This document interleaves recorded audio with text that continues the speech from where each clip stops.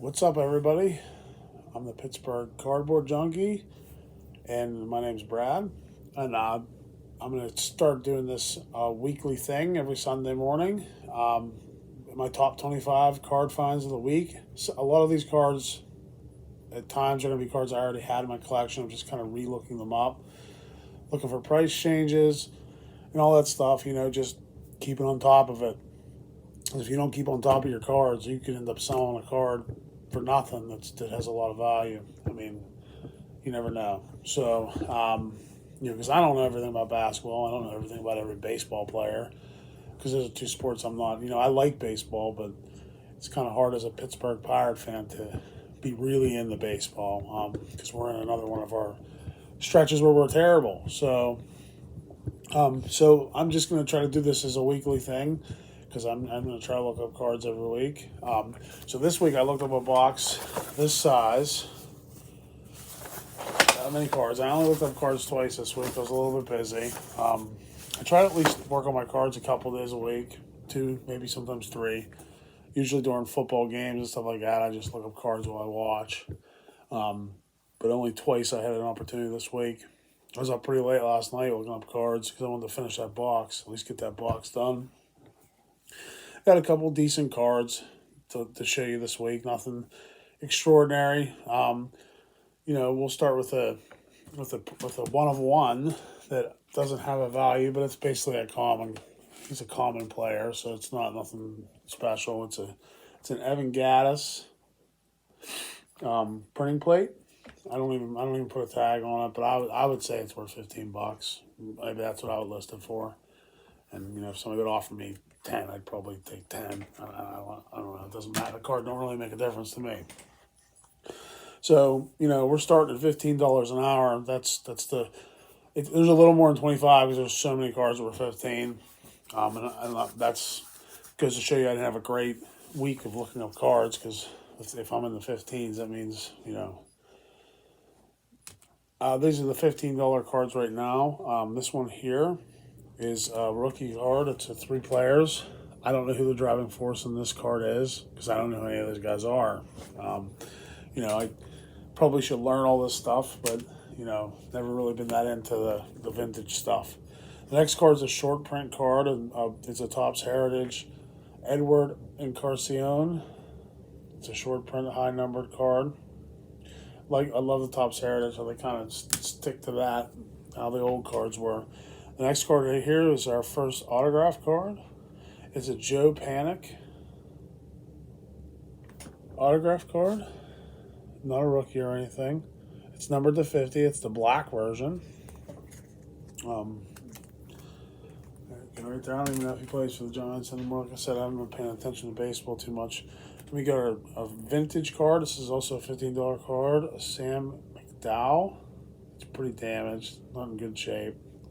But I still put the regular backer price on them. And, Next card is, I believe I got this out of a Walmart Blaster.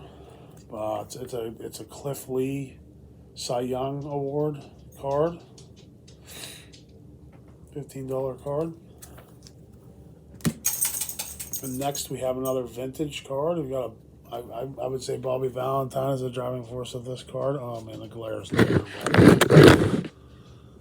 There we go. So Bobby Valentine is probably the driving force of this rookie card. 1971 Topps. Not this one ain't terrible. It's got the corners are all dinged up, but that's pretty common for vintage. A lot of these vintage cars, when they were given to me or whatever, they were in a box, like shoe boxes, just randomly floating around. So, next card is another, we're still in the $15 cards. We got a Brandon League Black Parallel. It's numbered to 61. $15 for that card. The next card is a vintage. I think this is 1972.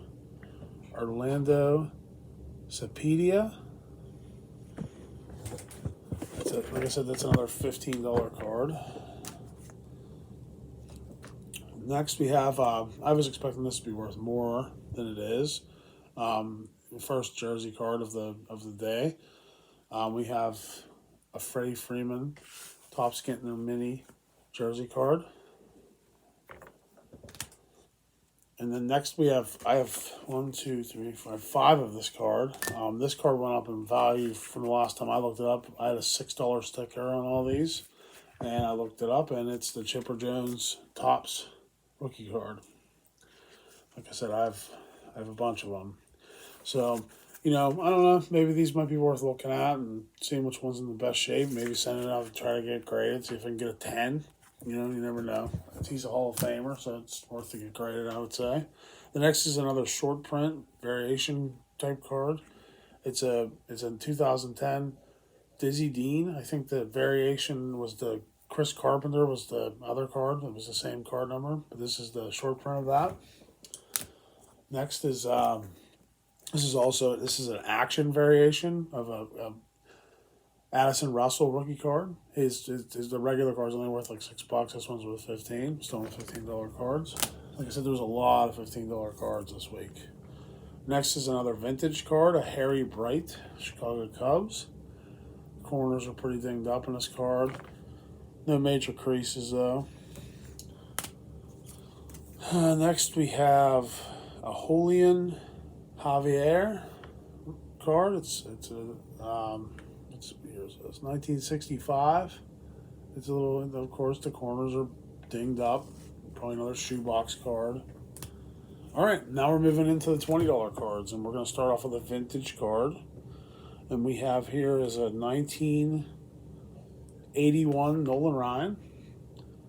This card's, the corners are not perfect, and it's a little off-centered, but it's not as bad as the other vintage cards I have. It's in a lot better shape. It's a nice looking card. Next we have a Matt Cain camo parallel. This is numbered to 99.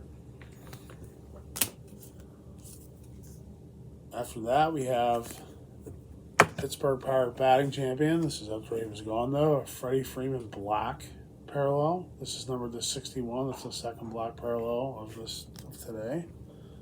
$20 card there. And then next we have a 1965 League Leaders card with Sandy Koufax on it. I didn't think he would be the driving force of that card. The corners are in pretty bad shape, so it's probably not still worth $20, but that's a $20 card in condition. Next we have another vintage card. This is another 1965 card. Ron Perant, I can't even pronounce that name. I don't even know who he is, but it's a $20 card. So, continuing through the $20 cards, we got another memorabilia card here. This is the Wrigley Field 100 years, celebrating 100 years. It's a Jason Hayward. Still don't know how he got the contract he got, because he was a good player, not a great player. I'll never forget that offseason. It's the offseason I kind of fell out of love with baseball, because the Cubs were such a good young team. And then they went out and spent all that money. And people say, well, they won a World Series, but it's just the Pirates were really good then. I think it was the Cardinals were good. And I think the Reds were actually good too. I think all four teams. The only team that wasn't good in our division was Milwaukee, and we won 98 games and lost to Chicago in the wild card, and it was pretty much the end of another run for the Pirates. But anyways, this is a $20 card. I don't really like the Cubs very much, if you can't tell. Next, we have a Albert Pujo's commemorative patch card for his rookie card. This is still a $20 card. All right, now we're moving on up to the $25 cards, and the first one we're going to do is going to be a vintage card. Joe Schaffernoth, never heard of him, $25 card. Don't know if it's a rookie or not. I don't think it was. But that card's $25. Somebody that is an Indians fan might know who this guy is. But I do not. Next, we have another one of those commemorative patch cards. It's $25 again. It's a Yasiel Puig for his rookie card. Like I said, $25. Next, this card I bought because he was a Pirates prospect, and this is actually one of the players that was traded away in the worst trade in Pittsburgh Pirates history when they traded Austin Meadows, what's his name? Shane Baz was the player to be named later, but I can't remember. Tyler Glasnow was the pitcher, and we got Chris Archer, who ultimately ended up back on Tampa Bay at some point, and he was terrible the whole time he was here. And I never wanted them to get Chris Archer. A lot of people in Pittsburgh did, and I don't know, it didn't. It went just as I thought it would. Well, this card's worth $25. It went up. I think it was only a $10 tag on it before, so it went up a little bit. I don't know if he's doing well or not, but we were really upset whenever he was the player to be named later, because if you follow the Pirates deeply, like I did, all the players come out through the pipeline because you have to argue with all the fans that hate the Pirates and tell them the future's bright. But that trade was terrible. It was one of the worst trades I can ever remember. But okay, so next we're getting into some pretty cool cards here that have went up a little bit. Actually, I think this one stayed the same. I think this one did not change. Okay, this is 2015 Topps Heritage Chris Bryant, former MVP, rookie card. It's in good shape, perfect shape. Like I said, it's a $25 card. All right, next we have another Chris Bryant rookie card. You can tell I went through my Cubs cards. This is a Stadium Glove. This one is also worth $25. It's a nice looking card. All right, that's the end of the $25 cards. Now we're moving on into the $30 cards. Now this card is heavily damaged, so it's not worth $30. I know that, but it's sad that, of course, this is one of the cards, because I'm going to be honest with you, the corners are in really good shape. It just has a terrible crease. And this card, in good condition, books for $30. It's a 70. That's 72. Yeah, 72. Bob Gibson. Everybody knows who Bob Gibson is, the Falls baseball, and you can see the awful crease in there. And unfortunately, this card, look at the corners. They're actually not awful. Like, I guess they're not as good as they look better on the back than they do on the front. But it just of course, this is a card that is in the shoebox that was bent. So, oh well, what are you gonna do? I probably didn't pay anything for it anyways, because most of my vintage, a lot of them they were given to me. So people just looking to get rid of them. The next card, it's a little damaged. It's a $50 card. It's another vintage, the 1971 Steve Carlton. The corners are in kind of rough shape. There's no really bad creases though, so I don't know. You find the right collector, they might want to pay. Maybe they'll pay $20 for it. Less than half the value. But like I said, I probably got this card free anyway. So if I would sell for $20, who would care? I wouldn't care. So, all right, we're down to our last two cards. And the next one is worth $80. And we've already had two cards from this guy. And I actually think I bought a box of Stadium Club. And I got both of those cards in the same box. And who we have here is we have a Chris Bryant. It's the same card as before, but this is the black version. It's the black parallel. This card books for $80. Chris Bryant, I think he kind of, like I said, I kind of fell off from baseball, but I guess he kind of fell off. He's not as good as he was. I'm not 100% sure.